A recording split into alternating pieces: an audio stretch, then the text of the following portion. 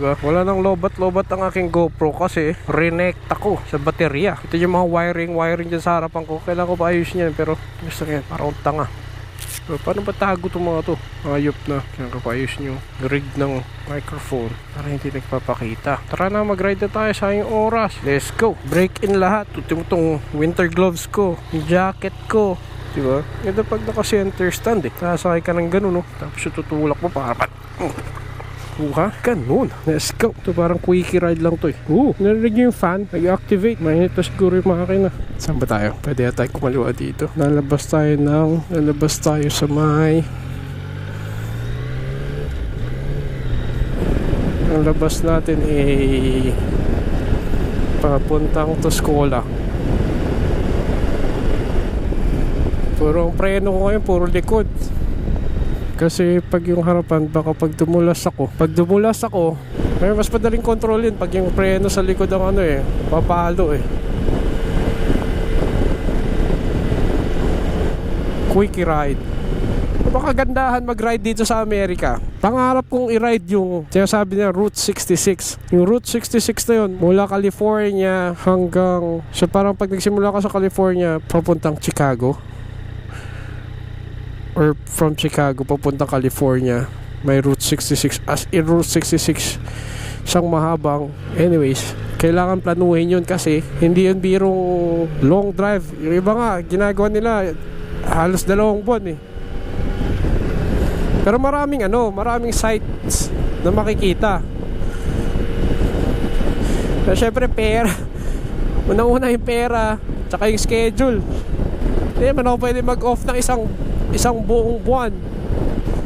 Siyempre gusto ko ako lang. Dahil mas madaling, alam mo, wala kang intindihin. Sarili mo lang, yung ride mo, tagal-tagal pang plano yun.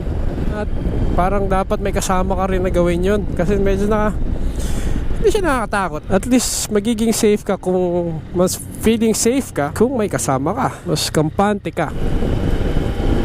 Ayan, punta tayo dyan sa Tuscola.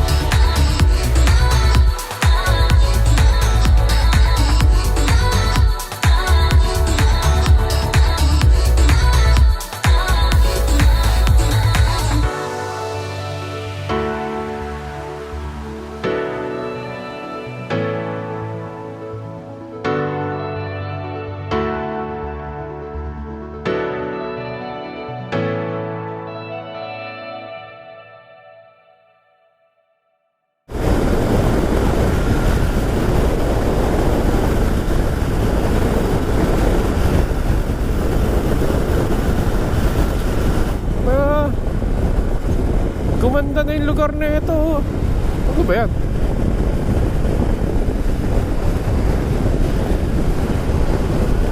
Gasolina.